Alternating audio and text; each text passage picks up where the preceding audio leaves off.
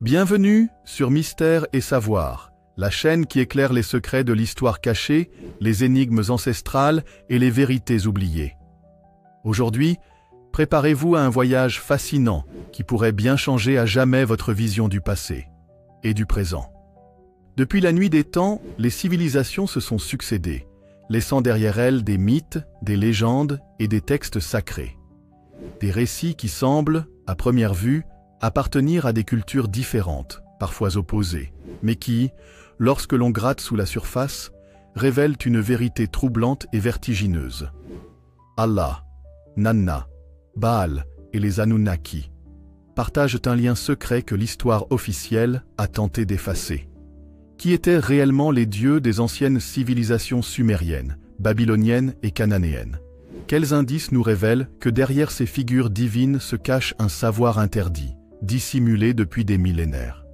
Au fil de cette vidéo, nous allons explorer les mystérieuses origines des Anunnaki et leur rôle dans les religions antiques. Les connexions insoupçonnées entre Allah, Nanna et Baal. Ce que les textes anciens nous cachent sur ces entités célestes. Des révélations qui pourraient bouleverser notre compréhension du divin et de l'histoire humaine. Accrochez-vous, car ce que vous allez découvrir est bien plus grand et plus troublant que tout ce que vous avez jamais imaginé. Alors, avant de commencer, prenez une seconde pour liker cette vidéo et vous abonner à Mystère et Savoir. Cela nous aide énormément à continuer à révéler ces vérités cachées et à explorer ensemble les mystères du passé. Prêt à lever le voile sur un secret millénaire? C'est parti! Depuis des millénaires, les mythes et légendes des civilisations anciennes nous racontent des histoires d'êtres célestes descendus du ciel, de divinités omnipotentes et de rois dieux régnant sur terre.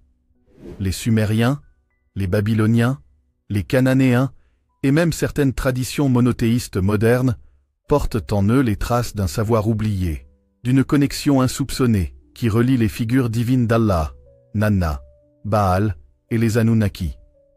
Mais qui étaient véritablement ces entités? Et surtout, pourquoi leur histoire a-t-elle été fragmentée, réécrite, voire effacée?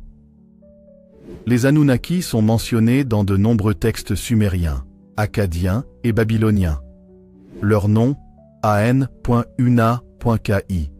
peut être traduit par « ceux qui sont descendus du ciel ». Selon les récits mythologiques, ces êtres auraient gouverné la terre et transmis leur savoir aux premiers humains. Le texte clé qui nous renseigne sur eux est l'épopée d'Atrahasis, où il est dit que les Anunnaki étaient divisés en deux groupes, les Igigi, qui servaient les dieux supérieurs, les Anunnaki, qui résidaient sur Terre et prenaient des décisions majeures.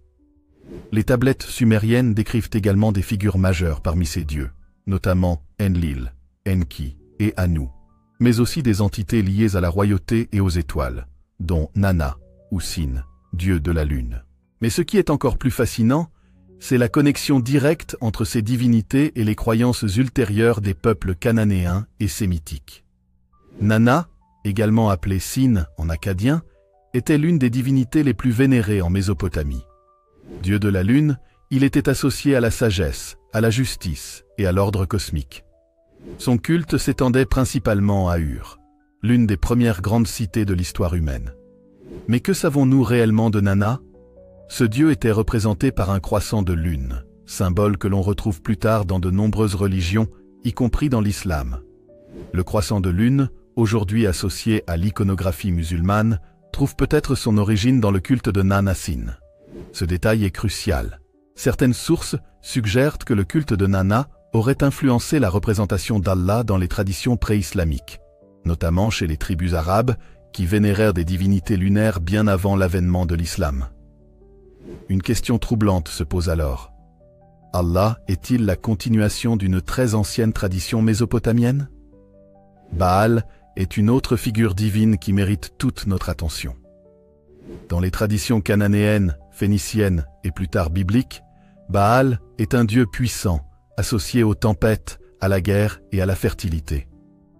Son culte s'étendait sur tout le Proche-Orient, notamment dans la cité d'Ugarit, située dans l'actuelle Syrie. Or, en comparant les récits sumériens et cananéens, une étrange similarité entre Baal et Enlil apparaît. Enlil, chef des Anunnaki, était lui aussi une divinité de la tempête, de la guerre et de la souveraineté.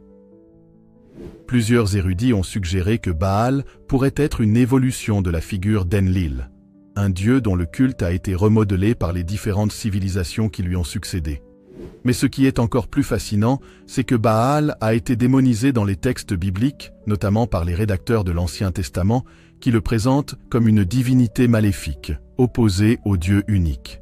Et si cette diabolisation était en réalité une tentative d'effacer un pan entier de l'histoire religieuse, un pan où Baal, Enlil et les Anunnaki formaient autrefois un système cohérent de croyances?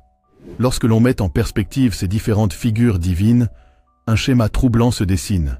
Nanna, Sin, dieu de la lune, aurait influencé la représentation primitive d'Allah.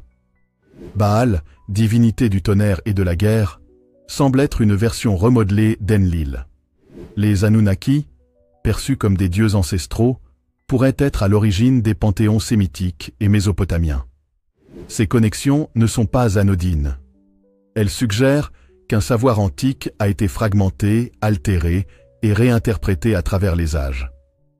Ce que nous appelons aujourd'hui religion monothéiste pourrait bien être une évolution progressive de croyances beaucoup plus anciennes, remontant aux premières civilisations de Sumer.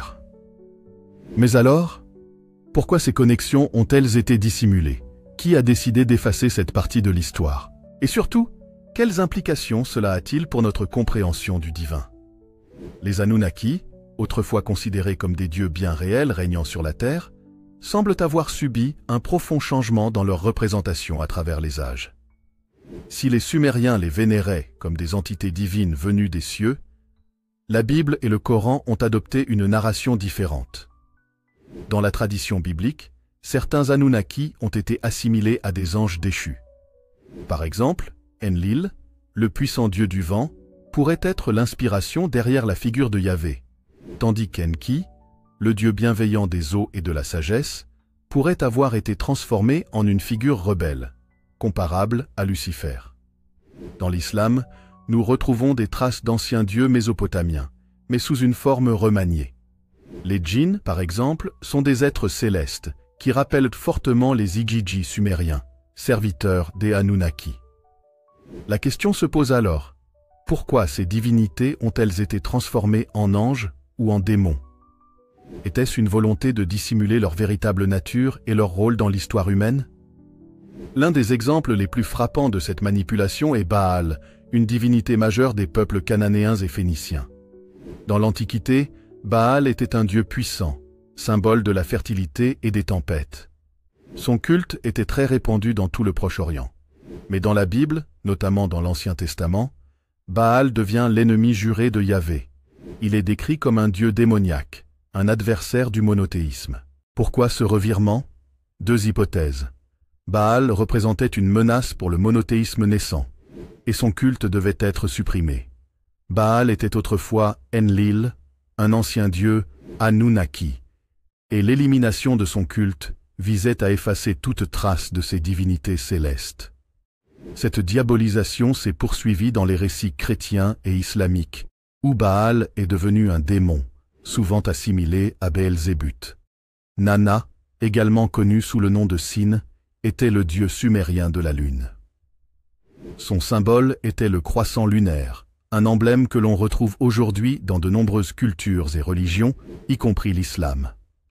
L'Arabie pré-islamique vénérait plusieurs divinités lunaires, et certaines sources suggèrent que le culte de Nanna aurait influencé l'image primitive d'Allah. Quelques indices troublants. Les tribus arabes adoraient des divinités lunaires avant la montée de l'islam. Le croissant de lune est devenu un symbole majeur dans le monde musulman. Le temple principal de Nanna se trouvait à Ur, une ville qui a joué un rôle clé dans l'histoire biblique d'Abraham. Se pourrait-il que l'histoire du dieu Nanna ait été effacée ou assimilée dans une nouvelle théologie? L'étude de ces transformations religieuses révèle une tendance claire. Les anciens dieux sumériens, mésopotamiens et cananéens ont été réinterprétés pour correspondre aux nouvelles croyances monothéistes. Les Anunnaki sont devenus des anges ou des démons. Baal a été transformé en entité maléfique. Nanna a disparu dans l'ombre d'Allah. Pourquoi cette réécriture? Plusieurs théories existent. Effacer le passé païen pour imposer le monothéisme. Conserver le pouvoir religieux en remodelant l'histoire divine. Cacher l'existence d'une ancienne interaction entre les humains et ces dieux. Cette manipulation n'a pas seulement transformé la manière dont nous voyons ces divinités, elle a aussi influencé la façon dont nous percevons le passé et la spiritualité. Les Sumériens, première grande civilisation connue, ont laissé derrière eux des milliers de tablettes cunéiformes relatant l'histoire des dieux Anunnaki.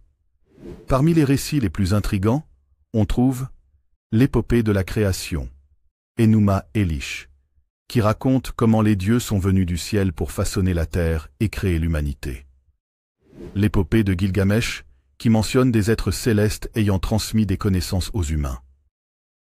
Les chroniques royales sumériennes, qui décrivent des rois ayant régné pendant des milliers d'années sous l'autorité des Anunnaki. Pourquoi ces textes insistent-ils sur la descente de Dieu sur terre et sur leurs interactions avec les hommes? Se pourrait-il que les Anunnaki aient été perçus comme des êtres réels et non de simples symboles mythologiques?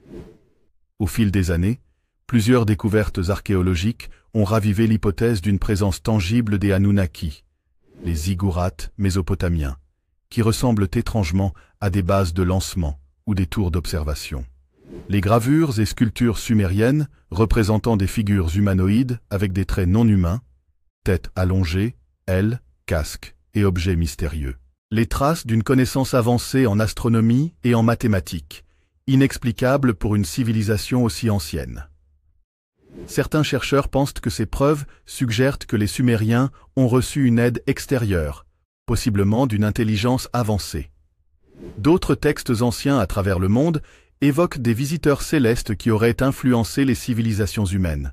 Les veilleurs du livre d'Enoch, décrits comme des anges venus enseigner aux humains. Les dieux zélés des civilisations mésoaméricaines, souvent associés aux Anunnaki. Les mythes égyptiens et hindous, où des entités divines enseignent des technologies avancées. Ces similitudes culturelles suggèrent-elles une origine commune à ces récits? Si les Anunnaki ont réellement existé, alors leur influence pourrait s'étendre bien au-delà de la simple mythologie. Ont-ils joué un rôle dans l'évolution de l'humanité? Pourquoi leur histoire a-t-elle été effacée ou transformée? Les élites possèdent-elles des connaissances secrètes sur ces entités? Ces questions nous amènent à une réflexion fascinante. L'histoire humaine est-elle telle qu'on nous l'a racontée? Ou y a-t-il un pan caché que nous devons redécouvrir? L'une des théories les plus répandues concernant la présence des Anunnaki est qu'ils seraient venus sur Terre pour exploiter ses ressources naturelles, notamment l'or. Plusieurs indices renforcent cette hypothèse. Les anciens textes sumériens parlent d'un besoin pressant des dieux pour une substance précieuse. L'or a une importance capitale dans les civilisations antiques. Égypte, Amérique précolombienne, Sumer. Des indices géologiques et miniers laissent penser que certaines régions, comme l'Afrique du Sud, auraient été exploitées il y a des milliers d'années. Pourquoi cet intérêt pour l'or? Certains chercheurs avancent qu'il pourrait avoir été utilisé à des fins technologiques ou atmosphériques, notamment pour la préservation de leur planète d'origine, Nibiru. Une autre hypothèse fascinante est que les Anunnaki auraient créé ou modifié génétiquement l'être humain afin d'en faire un serviteur ou un ouvrier, pour extraire ses ressources. Les tablettes sumériennes racontent l'histoire de la création de l'homme par Enki et Ninursag. Les mythes de nombreuses cultures parlent de Dieu façonnant l'homme à partir de l'argile. La soudaine évolution de l'Homo sapiens pourrait suggérer une intervention extérieure. Ce scénario impliquerait que les humains ne sont pas apparus de manière entièrement naturelle, mais ont été améliorés par les Anunnaki à des fins spécifiques.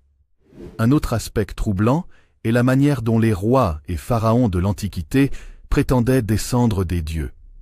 Les rois sumériens se disaient souvent choisis ou descendus des Anunnaki. Les pharaons égyptiens étaient considérés comme des dieux vivants, liés aux étoiles. Les empereurs chinois affirmaient posséder un mandat céleste. Ces traditions suggèrent-elles qu'une élite humaine a été mise en place par les Anunnaki afin de gouverner la Terre en leur nom? Si les Anunnaki ont un jour dirigé ou influencé l'humanité, ont-ils totalement disparu?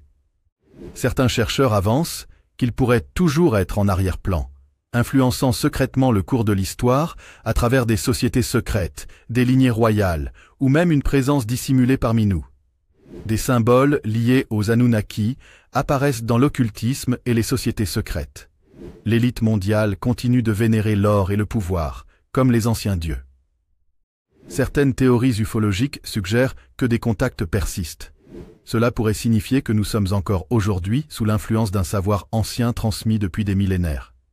Plusieurs textes anciens et traditions prophétiques font référence à un retour des dieux. Dans les textes sumériens, il est mentionné que les Anunnaki reviendront pour reprendre le contrôle de la Terre. La Bible évoque le retour d'êtres célestes lors d'un jugement dernier. Certaines prophéties islamiques et hindoues parlent du retour d'êtres venus des étoiles. Ces références pourraient-elles être des traces laissées par nos ancêtres pour nous avertir d'un retour futur? De nombreux événements récents intriguent les chercheurs et passionnés d'archéologie alternative. L'augmentation des apparitions d'ovnis, souvent signalées par des militaires et des scientifiques. Les fouilles archéologiques en Irak et en Égypte, où certains pensent que des objets Anunnaki ont été retrouvés et cachés. Les avancées en génétique et en IA, qui pourraient rappeler des anciennes expériences menées par les Anunnaki sur l'humanité. Et si ces indices montraient que quelque chose se prépare en coulisses? Certains affirment que les puissances mondiales détiendraient des connaissances secrètes sur les Anunnaki et leur retour. Des rumeurs circulent sur des programmes gouvernementaux top secrets liés aux Anunnaki. Des symboles et références à ces anciens dieux apparaissent dans des sociétés secrètes et cultes élitistes. L'obsession pour l'exploration spatiale pourrait être liée à une tentative d'entrer en contact avec eux. Se pourrait-il que seule une élite soit préparée à leur retour, laissant l'humanité dans l'ignorance? Si les Anunnaki ont déjà influencé notre histoire, il est possible qu'ils soient toujours présents, attendant le bon moment pour se révéler. Certains théoriciens pensent que nous sommes à l'aube d'un réveil global, où la vérité sera dévoilée. D'autres suggèrent que leur retour coïncidera avec un grand changement terrestre ou cosmique. Des recherches récentes montrent des anomalies sur la planète Nibiru, censée être leur monde d'origine. Si les Anunnaki reviennent, seront-ils des alliés ou des conquérants? Si les Anunnaki réapparaissent, cela remettrait en question nos croyances fondamentales. Les religions du monde devraient reconsidérer leurs origines et la nature de leurs dieux. L'histoire officielle serait bouleversée, révélant des manipulations et des vérités cachées. L'impact psychologique sur l'humanité serait colossal, entre fascination et crainte. Comment les populations réagiraient-elles à une telle annonce? Leur retour signifierait-il une nouvelle ère de coopération ou de domination? Plusieurs scénarios sont envisageables. Un partenariat bénéfique, partage de connaissances avancées, révolution technologique et spirituelle, une prise de pouvoir, réinstauration des anciennes dynasties et contrôle de l'humanité, un conflit, révolte humaine contre une influence étrangère imposée. Que chercheraient-ils réellement en revenant sur Terre? Les puissants de ce monde sont-ils déjà au courant de leur retour? Plusieurs indices suggèrent que certaines élites pourraient se préparer. Accélération des programmes spatiaux et militaires. Construction de bases souterraines et d'abris secrets. Tentative de contrôle de l'information et des découvertes archéologiques. Leur objectif serait-il de cacher la vérité au grand public ou de négocier un pacte avec ces anciens dieux? Face à une telle éventualité, il est crucial d'envisager une préparation collective. Élever notre conscience. Être prêt mentalement et spirituellement à un changement majeur. Rechercher la vérité. Étudier les anciennes connaissances pour comprendre notre véritable passé. Développer notre autonomie. Ne pas dépendre uniquement des autorités pour interpréter les événements. L'enjeu est de savoir si l'humanité acceptera passivement son destin ou revendiquera son indépendance face à ses visiteurs ancestraux. Que les Anunnaki reviennent en conquérants ou en guides, leur retour marquera un tournant décisif pour l'histoire humaine. Serons-nous prêts à embrasser cette vérité, ou vivrons-nous dans la peur et la confusion? Une chose est certaine, le futur de l'humanité ne sera plus jamais le même. Remerciements et conclusion finale. Merci d'avoir suivi cette exploration fascinante jusqu'au bout. J'espère que ce récit vous a captivé et fait réfléchir sur notre passé, notre présent et notre futur. Si vous avez apprécié cette analyse et souhaitez en découvrir davantage, n'hésitez pas à liker la vidéo, vous abonner à la chaîne et activer les notifications pour ne rien manquer des prochains sujets mystérieux et fascinants. Votre soutien est précieux et motive la création de nouveaux contenus aussi captivants. À très bientôt pour de nouvelles révélations incroyables.